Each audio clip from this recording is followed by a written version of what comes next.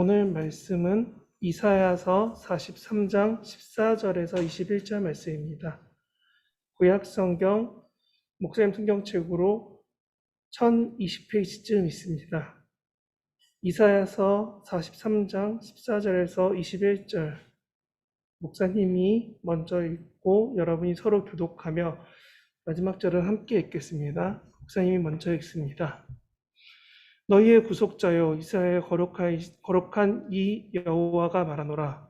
너희를 위하여 내가 바벨론에 사람을 보내 모든 갈대아 사람에게 자기들의 연락하던 배를 타고 도망하게 하여 내려가게 하리라. 나는 여호와 너희의 거룩한 이요 이스라엘의 창조자요 너희의 왕이니라.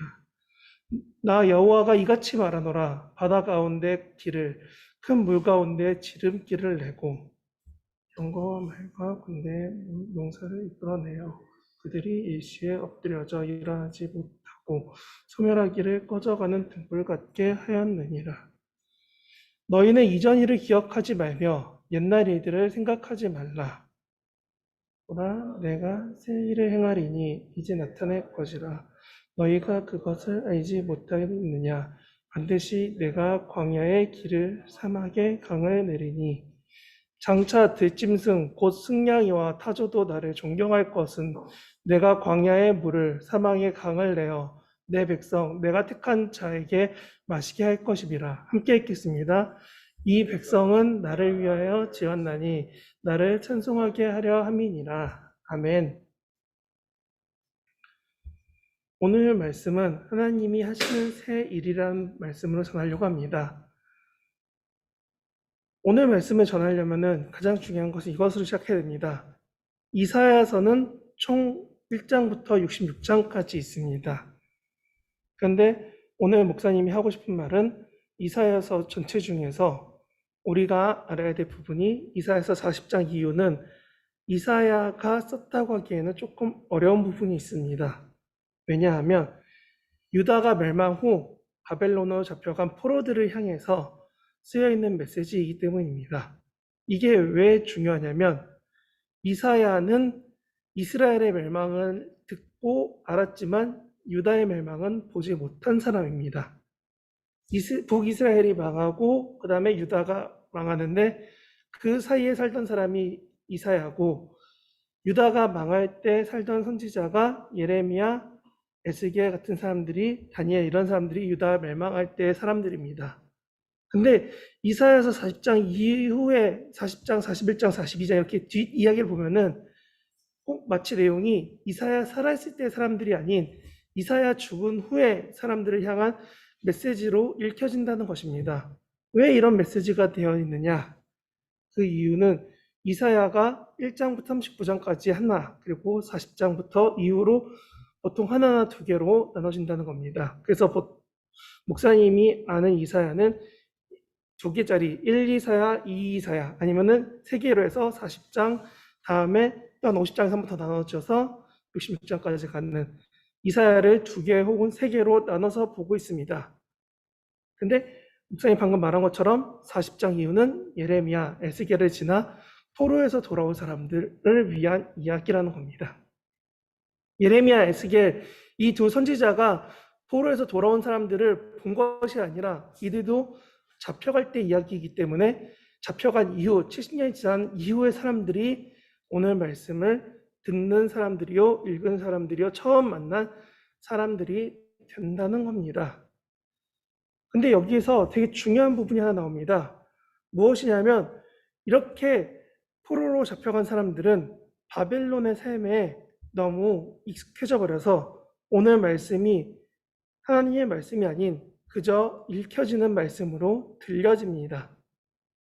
이게 왜 그러냐면 그들이 포로 생활을 대략 70년 가까이 혹은 70년 이상을 살다가 나오는 사람들입니다. 그래서 하나님을 찾는 것보다 바벨론의 신을 찾게 되고 하나님을 생각하는 것보다 바벨론 왕을 찾게 되고 하나님보다는 바벨론의 삶이 너무 익숙해져 버려서 결국은 하나님을 찾지도 하나님을 생각하지도 하나님이 다시금 돌아오게 해주신다는 이 말씀조차도 크게 와닿지 않고 크게 놀라운 이야기가 아닌 것이 됩니다. 그런데 오늘 본문에 대해서 예레미야서에서 이렇게 말하고 있습니다.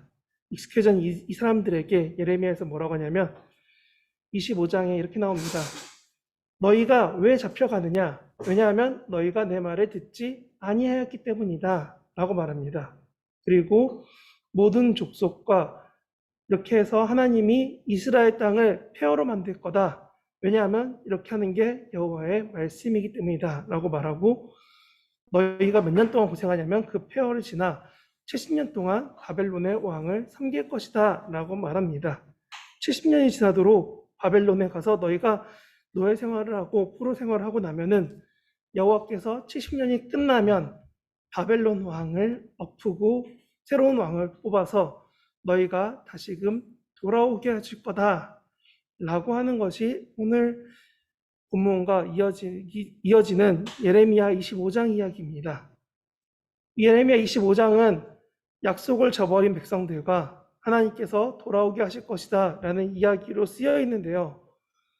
목사님이 말하고 싶었던 거는 이들이 돌아올 것이라는 말을 가기 전에 막 갔을 때 많이 들었습니다. 근데 들을 때 아까 목사님 보여줬던 70년이 끝나면을 잊어버리고 여기를 잊어버리고 들었습니다. 듣고 보고 생각했더니 사람들이 마치 너무나 많은 희망적인 이야기 듣습니다. 1년 뒤에 갈 거다.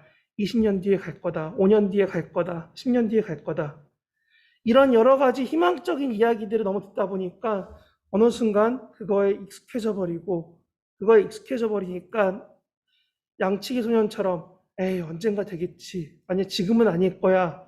라는 마음으로 70년 동안 타협하고 포기하게 만들어 버렸습니다. 아니 70년이라는 시간은 하나님을 생각하기보다는 너무나 어렵고 힘들어서 하나님이 없다. 아니 하나님은 우리를 잊어버렸다라고 생각하게 만드는 삶의 시간이었습니다. 근데 이때 하나님은 오늘 본문을 말씀하시는 겁니다. 14절에서 15절에 보면은 하나님은 그렇게 말씀하십니다. 나는 너희를 위한 하나님이다 라고 말씀하십니다. 너희의 구속자여 이스라엘 거룩하니 여호와가 말하노라 라고 쭉 하시는데 뭐라고 하냐면 15절에 나는 여호와 너희의 거룩한 이요 이스라엘의 창조자요 너희의 왕이시다 라고 말씀하십니다. 하나님이 포로로 노예로 지쳐있던 그들을 위해 하나님이 태워주신다 라고 말씀하십니다. 하나님이 바벨론에서 포로로 돼서 힘들어하고 있는 이 사람들을 바벨론을 깨트려서 페르시아라는 나라를 새로 세움으로 하나님이 포로 생활에서 벗어나게 해주셨다는 겁니다. 여러분이 너무나 지쳐있고 힘들게 하는 이 코로나 상황 가운데서 코로나를 없애주심으로 하나님이 다시금 하나님 되심을 알려주실 수 있다는 겁니다. 이 이야기를 다시금 생각해보면 이스라엘을 위한 하나님이 되어주시겠다는 겁니다. 여러분 누구를 위한 하나님, 여러분만의 하나님이 되어주시겠다는 겁니다. 누구보다 하나님을 사랑한다라고 말하지 않았는데도 불구하고 하나님이 직접 선택하셨습니다. 이스라엘의 하나님이 되어주시겠다고요. 왜냐하면 아까 예레미야의 말씀에 나왔던 것처럼 하나님이 약속하셨습니다. 언제 70년이 지나면 너네가 다시 나올 거다라고요. 결국 하나님은 약속을 기억하시는 분이십니다. 무슨 말이냐? 하나님이 약속을 깨트려서 너네가 바벨론에 가 있지만 너희가 내가 한 약속을 지켜서 너희를 다시금 건져낼 거야. 너희를 다시 꺼내낼 거야. 너희를 다시 그 고통과 힘든 상황이 아닌 나와 나를 예배하는 그 삶으로 너희를 옮겨줄 거야 라는 게 하나님의 말씀이라는 겁니다. 이것이 바로 하나님의 하나님 되심입니다. 여러분에게 하나님이 어떤 분이냐라고 물어본다면 각자가 생각하고 보고 이해하는 게 다를 수 있습니다. 하지만 우리가 지금 세상에서 말하는 것처럼 진정 하나님이 되신다면, 찐 하나님이 되신다면, 레알로 하나님이 되신다는 것은 어쩌면 책임져 주시고 인도해 주시며 함께 하시고 사랑을 통하여서 은혜를 통하여서 부족함이 없게 하시는 분이 바로 하나님이 뜻이라는 겁니다. 여러분에게 너무나 큰 사랑을 부으시는 하나님이 오늘 15절 나온 것처럼 너희를 만드시고 너희를 계획하시고 너희를 지키시고 함께 하시는 분이시라고 말씀하십니다. 우리를 너무 사랑하시는 분, 그리고 우리가 알게 되고 또 믿게 될 수밖에 없게 만드시는 분이 바로 하나님이시라는 겁니다. 그래서 목사님은 여러분에게 다시금 정리합니다. 오늘 본문에 나오는 16절, 17절 내용을 보면서 말합니다. 병거와 말과 군대를 이끌어 내가 그들을 넘어뜨렸다 하고 바다 가운데 길을 큰 물 가운데 지름길을 냈다 하는 것. 이 16절, 17절 내용은 출애굽 내용을 축약해 놓은 것입니다. 홍해를 갈라서 바다 한가운데를 걸어가게 하시고 그들을 쫓아오던 이집트의 군대를 물속에 수장시키셨던 것처럼 너희도 바벨론에서 다시금 약속하신 그 땅, 약속하신 하나님의 땅으로 옮기신다는 겁니다. 출애굽, 출 이집트처럼 출 바벨론을 할 거다라는 겁니다. 이것은 이스라엘이 기억하고 있던 우리가 생각하는 10가지 재앙, 10가지 이적들 가운데 그 광야의 40여 년간 시간 동안 그들이 선조들로부터 듣고 알아왔던 그 이야기를 다시금 생각나게 합니다. 무엇이냐면 바로 여호와가 이 말씀을 기억하는 너희를 약속하신 땅으로 이끌어 보내실 것이다. 아니, 이끌어 너희로 그 길로 가게 하실 것이다. 그 땅을 차지하게 하실 것이다 라는 겁니다. 여기에 매우 중요한 한 가지가 있습니다. 하나님은 약속을 지키셔서 가나안 땅으로 이끄셨는데 우리는 한 가지를 잊으면 안 됩니다. 하나님의 약속을 위해서 우리도 약속을 지켜야 되는데 우리가 하나님께 해야 될 약속은 하나님만 선택해야 한다는 겁니다. 바벨론의 포로였던 이들에게 굳이 다시금 출애굽 이야기를 시작함으로 그들에게 희망을 주시는 가장 중요한 이야기는 이것입니다. 내가 이들과 했던 약속이 나 하나님만 바라보라였습니다. 근데 그것을 지키지 않아 예레미야서에서 나옵니다. 너네가 나를 버리고 떠났기 때문에 포로로 잡혀가서 70년 동안 고생할 거다. 그리고 다시금 돌아올 때 똑같이 출애굽과 같이 말씀하십니다. 너희가 나만 선택해야 된다라고요. 너희가 하나님만 선택해야 된다고요. 너희가 하나님을 선택할 수 있어야 된다는 것을 말합니다. 이것이 바로 우리가 잊지 말아야 되고 기억해야 될 오늘 말씀의 중요한 부분입니다. 하나님이 약속을 기억하시지만 그 약속은 우리도 동일하게 지켜야 될 부분이 있다는 것입니다. 말씀의 28절에 20절 내용 보면 이렇게 시작합니다. 목사님이 읽겠습니다. 너희는 이전 일을 기억하지 말며 옛날 일을 생각하지 말라. 보라, 내가 새 일을 행하리니 이제 나타날 것이라. 너희가 그것을 알지 못하겠느냐? 반드시 나 하나님이 광야의 길을 사막의 강을 내리니 장차 들짐승 곧 늑대와 거기에 있는 타조와 나를 존경해야 할 많은 동물들이 하나님을 바라볼 것이며 광야에서 물을 사막에서 강을 내어서 돌아오는 백성들과 하나님이 택한 사람들 그리고 동물들마저도 그 물을 마시게 할 것이다 라고 말합니다. 18절의 이전 일은 포로였던 시기를 말하는 것 같습니다. 옛적 일들은 바벨론에 끌려와서 후회하고 타협하고 안타까워하는 이들에게 하나님이 말씀하시는 것 같습니다. 근데 그들에게 그것을 기억하지 말라고 하는데 이유가 뭐냐면 하나님이 알 수도 없는 일을 행하신다는 겁니다. 우리가 이 부분에서 한번 고민해 볼 수 있어야 됩니다. 이 이야기가 언제 이야기고 이들에게 하나님이 행하시는 일이 왜 놀라운 일인지 말이지요. 목사님이 설교를 생각하다 보니 예전에 이런 클립들이 떠올랐습니다. 영화 써니에 보면은 친구와 통화를 합니다. 집 전화기를 붙잡고 얘기합니다. 야, 나중에 전화기 가지고 이것도 하고 저것도 하겠다라고 얘기하는데 그게 DMB를 보고 핸드폰을 갖추고 장난친다는 얘기를 말하는 것이었습니다. 그리고 응답하라라는 드라마에 보면은 지금 배우들이 옛날 드라마를 찍고 있지만 거기에도 보면 얘기합니다. 야, 좀 있으면 전화기도 들고 다니고 전화기로 TV도 보겠다라고 말도 합니다. 여러분에게 지금 유튜브를 보고 지금 핸드폰을 보고 지금 게임을 하고 여러분의 익숙한 이 환경이 사실 5년 전, 10년 전, 15년 전만 돌아가도 익숙하지 않고 할 수 없던 사람들이 더 많아지는 세대였습니다. 목사님도 고등학교 때 개인 전화가 처음 생겼고 그 전까지는 항상 친구네 집엔 집에 전화하는 거였습니다. 전화해서 물어봅니다. 누구네 집이죠? 누구 있나요? 라고 물어보는 거였습니다. 근데 지금은 우리가 개인 집 전화로 안 하죠. 개인 전화로 바로 연락을 하죠. 이렇게 알 수도 없고 할 수도 없는, 이해할 수도 없는 일들을 지금 우리니까 이해할 수 있지만 사실 우리가 알아야 될 게 돌아온 사람들, 이 이야기를 듣고 돌아온 사람들이 성경책 에스라서 1장이 나오는데 그때 수르바벨 총독을 따라온 사람들이 몇 년이냐면 BC 536년쯤이라고 합니다.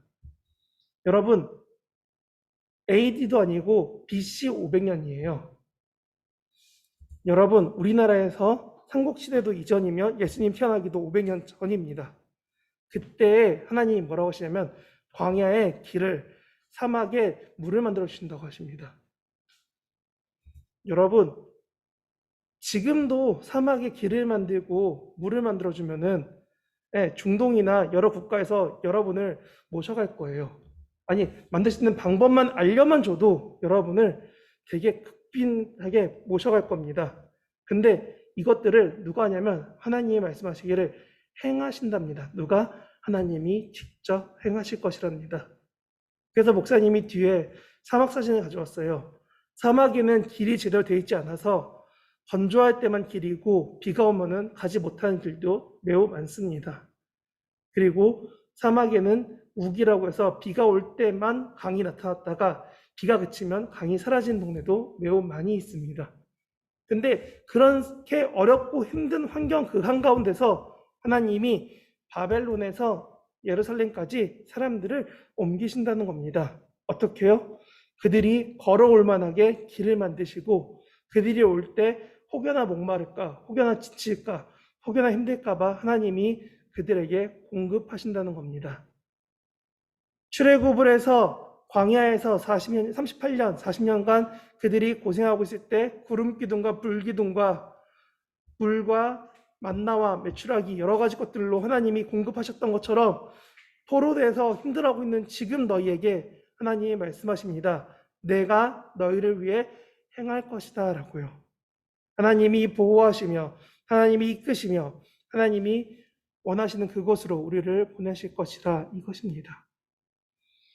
그래서 21절은 우리가 마땅히 해야 될 반응이 됩니다. 21절 같이 읽겠습니다. 이 백성은 내가 나를 위하여 지었나니 나를 찬송하게 하려 함이니라. 아멘. 목사님이 이 말씀을 가지고 처음에 생각할 때는 그렇게 생각했습니다. 나를 찬송하게 할게. 내가 찬양 예배를 할 수 있고 우리가 열심히 찬양팀을 할 수 있고 예배드릴 수 있게 해주시나 보다 라고 말씀을 받는데요.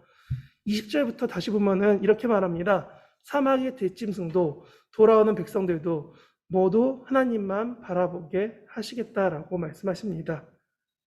이것은 돌아온 이들이 해야 될 마땅한 반응입니다.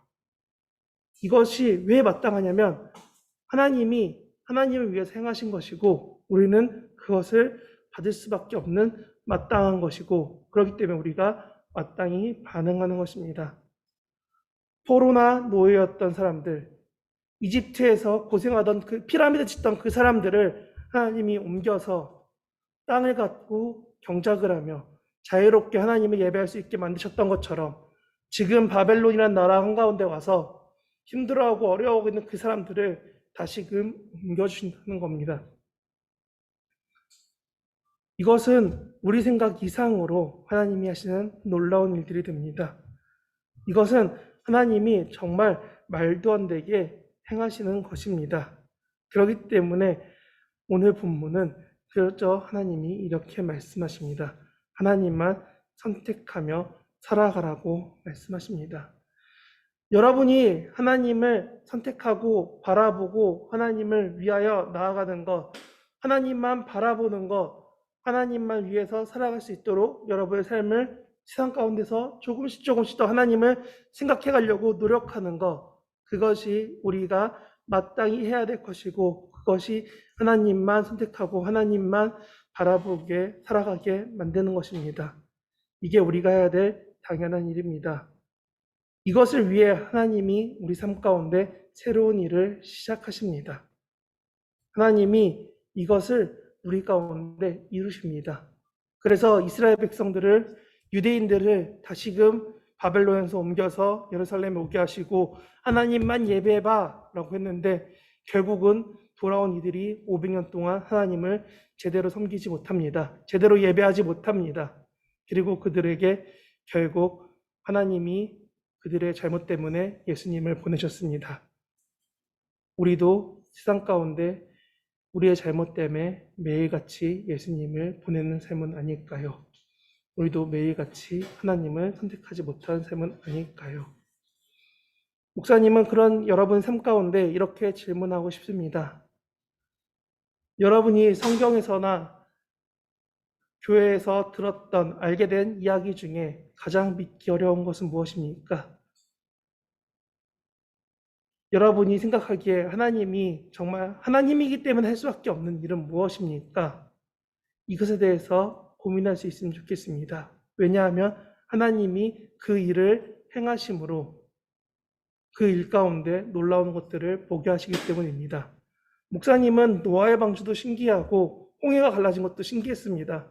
그런 것처럼 여러분 삶에서 여러분이 아는 성경 가운데 정말 믿기 힘든 것이 있다면 그것을 왜 행하셨는지에 대해서 오늘 본과 때 나눌 수 있으면 좋겠습니다. 왜 이런 걸 하셨을지 나는 이해 못하겠다라는 내용들을 나눠봤으면 좋겠습니다.